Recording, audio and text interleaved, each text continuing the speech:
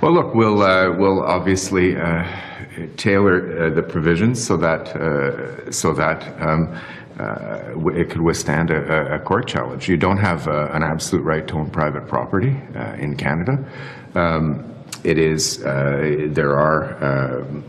There are steps that are taken when expropriations happen at whatever level of government, and we'll be sure to stay with.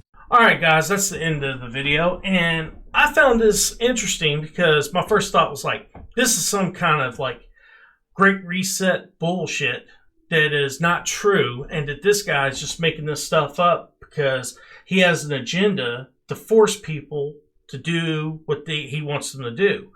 Well, I decided to look into it, and he's technically right. The Canadian people cannot buy land, but you can get a mortgage to buy a house. But you own the house, but you don't own the land it's sitting on or underneath it. So I'm going to read this article, and so you'll get an idea of who actually owns the land and how the land is actually taken care of, who takes care of it, and so on and so forth. So let's take a look at that article. Do you know who owns the land in Canada? Not its citizens. The second largest country in the world, Canada is one of the most highly urbanized globally. However, none of its citizens have the right to own physical land in the country.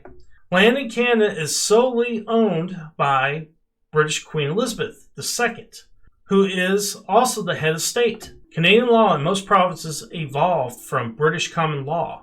So instead of directly owning land, Canadians have land tenure. That means they can only own interest in the estate. Only 9.7% of the total land is privately owned, while the rest is Crown land. It is administered on behalf of the Crown by various agencies or departments of the Government of Canada. Of the land owned by the Queen, 50% is managed by the provincial government, and the rest by the federal government. All the lands held as public, known as Crown lands, and mainly used as national parks, forests, private homes, and for agriculture. According to the latest United Nations estimates, the current population of Canada is more than 37 million people. Now, guys, in my opinion, it sucks to live in Canada. You can't own land, and then if you want to own a house, you still have to pay mortgage for the house, but you don't own the land around it or underneath it. No wonder people are leaving Canada. No wonder you have people like Ryan Reynolds, the boys that do the show South Park, and so on and so forth have left Canada, and they think Canada sucks.